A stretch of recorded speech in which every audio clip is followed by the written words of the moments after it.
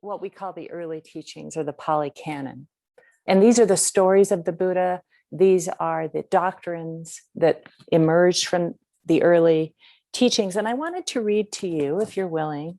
This is my weakest area. Bear with me. I'm not a great student. But I'll share with you a little bit. This is kind of fun. So we have these different turnings of Buddhism. And I think there are 3 prior turnings. And I think one turning is 13.8 billion years ago when the universe came into being. And I think the second turning is 4.8 billion years ago when the earth is formed. And I think the third prior turning is about 200,000 years ago when we stood upright and became kind of the modern version of who we are. So I want to just put those 3 turnings into our religious understanding. But at this time, these enlightened kind of prophets, luminaries arise around the world. So Lao Tzu is in China. Moses is in the Middle East. Later, Jesus is there. The Buddha arises. So there's this kind of interesting thing that happens where these luminaries arise and begin teaching, and they begin transmitting these very deep, profound spiritual truths that prior to that didn't seem to exist. And they have so much impact that we remember them today. And we still work with what they disclosed, which is really rather remarkable, something that we should pay attention to. So the Buddha was born into a noble family. His father was something like a senator or something like that. He was part of the governing organization at the time. The Buddha was, sometimes he's referred to as a prince, but I don't think his dad was historically a king.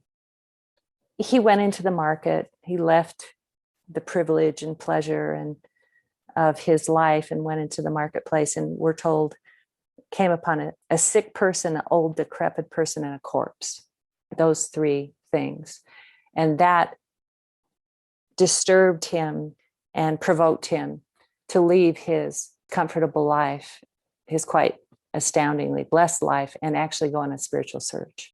And we know that he practiced a lot of the practices of the day, which tended to be ascetic. So he deprived himself of all kinds of things for quite a long time. I don't know exactly how long, but he fasted. He did certain kinds of mortifications the same way the early Christians did. The negation of the physical form, because it's the source of suffering. And he participated in all of that. And then there's this story where it wasn't taking him to where he wanted to be. And at a certain point, a woman appears, and a woman, her name was Sujata, and she gives him milk. And it's this turning point where he receives, I mean, I love the fact that it's a woman. I love the fact that it's milk and it's nurturing. And he receives that. And it's kind of the point at which he changes direction and into what we call the middle way. That's an important idea. But I was just going to read this to you. It says, in one of the oldest portions of the scriptures in the Pali Canon, we read that after Gautama had been deserted by his ascetic companions and had been nourished by his first meal. So his companions got mad at him for this shift, and they left him because they were still doing these ascetic practices. And then he was given milk by this woman, Sujata. He set off towards a town, or Vela, walking there by easy stages. When he reached this place beside the river, he noticed an agreeable plot of land, a pleasant grove, a sparkling river with delightful and smooth banks, and nearby a village whose inhabitants would feed him. Thus, Gautama thought this was just the place to undertake the final effort that would bring him enlightenment. So one thing that you need to know about the story of the Buddha is that he had a memory from when he was 3 years old. His father was farming and he was sitting under the rose apple tree. And this experience of great peace and calm and contentment overcame him. And he never forgot it. And all these different practices he did not lead him into this experience of just fundamental belonging, fundamental satisfaction. So everything he tried did not reproduce that experience. So he's orienting to the experience he had as a very, very young child. If he was to reproduce the calm content that came so easily under the rose apple tree, it was important to find a congenial spot for his meditation. He sat down, tradition has it, under a Bodhi tree and took up the asana position, I think the way we sit in Zazen with the cross-legged position, vowing that he would not leave this spot until he had attained nirvana. He really was in search of a state that could not be disturbed. He wasn't interested in highs. He wasn't interested in altered states. He wasn't interested in anything that could be destroyed. He wanted something that was fundamental and reliable. That was really what he was after. So the Pleasant Grove is now known as Bodh Gaya, and it's an important site of pilgrimage because it's thought to be the place where his enlightenment or his awakening took place. So it was late spring. Scholars have traditionally dated the Enlightenment at about the year 528 BCE, though some have recently argued for a later date. The Pali Canon texts give us some information about what happened that night, but nothing makes much sense to an outsider who has not been through the Buddhist regimen. They say that Gautama mused upon the deeply conditional nature of life as we know it, the dualistic nature of life, the suffering, our wants and needs, the way that everything depends on whether we're pleased or not pleased, and the fact that we die, that we get sick.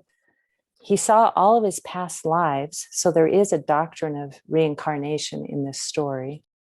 And he recovered that secluded and solitary state he had experienced as a child.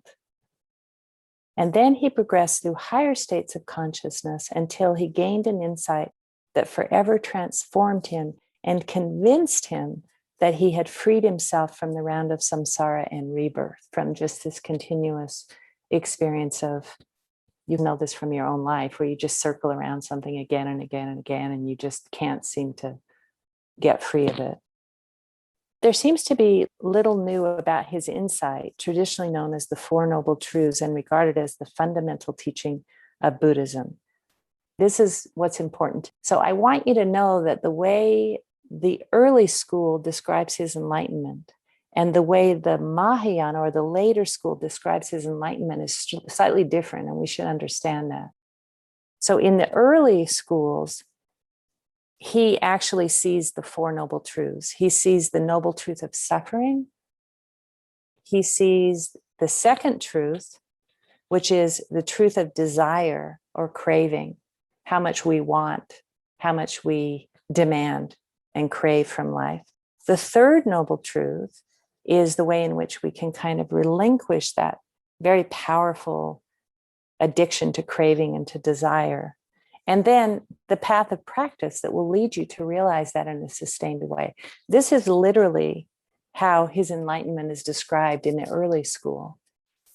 In the Zen school, in the Mahayana school, it's described a little bit differently. It's described that he actually had a unitive experience.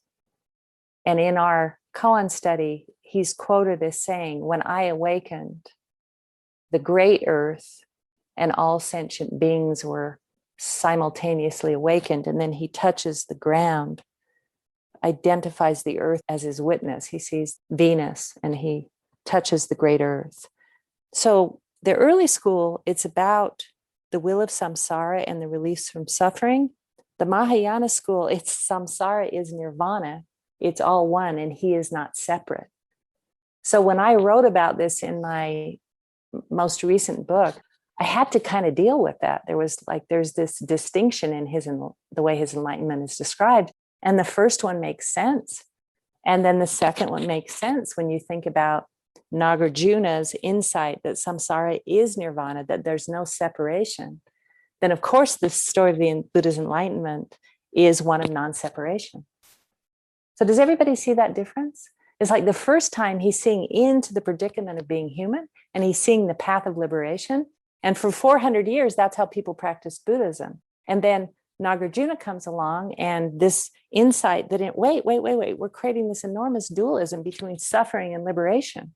And Nagarjuna says, actually, suffering and liberation, there's no need to make that separation. Liberation exists within suffering. There's no separation. So then you see the second story of his enlightenment is all about unity. It's all about non-dualism. It's all about everything being one. I'll take a breath there. Does that interest you at all? Woohoo. And in a way, we kind of have to realize both. We actually have to realize both. We can't realize this second. I mean, we can have a spontaneous enlightenment, non-separation experience. But in a certain way, we almost have to repeat the Buddha's own path. And through that, we can start to see that, in fact, we don't need to make this big distinction. In other words, the unfolding of Buddhism, these three turnings, can also happen in our own individual path, where we have a first turning, and then we have a second turning, and then we have a third turning. Then we see there never was a turning, and then there's only turning, and then we're turning towards others, and then we're turning back to ourselves. And turning itself is, we do a koan where we just turn, we become the great earth, just turning in the sky, right? So it's quite a marvel. The whole thing is quite marvelous.